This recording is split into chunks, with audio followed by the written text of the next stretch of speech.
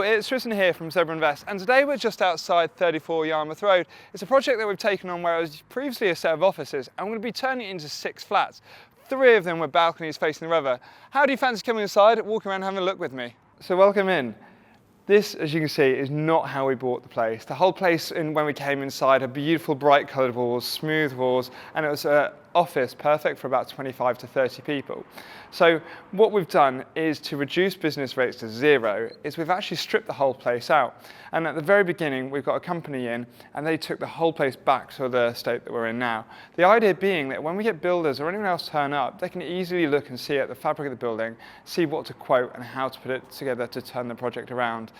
Out the back, right there back on either side of me, we're going to have 2 flats. They're going to be split level facing over the river. They're going to have a balcony on the bottom and a balcony on this floor. So you should have 3 bedrooms running out, and as you then go downstairs, you'll then go into the kitchen, living spaces. Where we are and where you're standing, there's literally 2 flats either side of you. So we've got 2 2-bedroom flats there, and above us, we're going to have a lovely 3-bedroom flat, just looking out to the road, but it's got a massive amount of space inside. How about we head down to the river and I show you the views.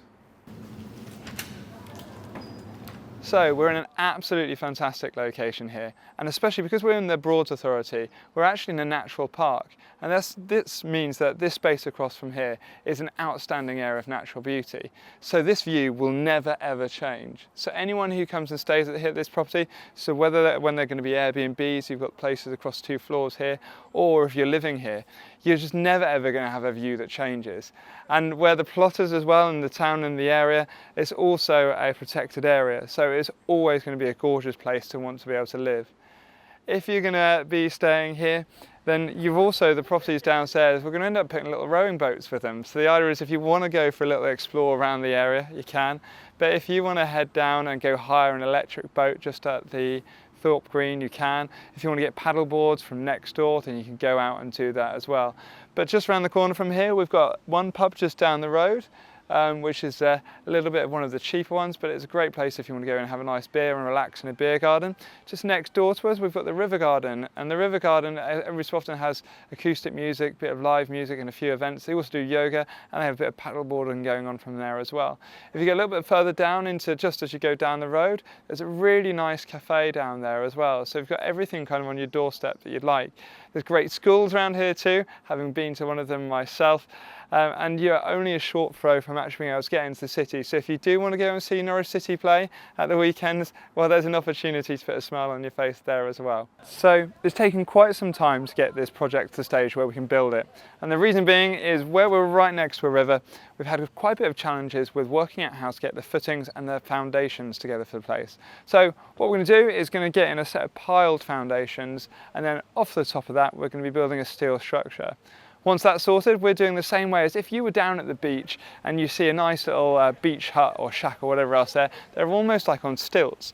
So we're then building a timber frame home effectively across the whole of the top of the property, which means that it's really easy to get up, building the downstairs and get that stripped out and put the whole thing back together.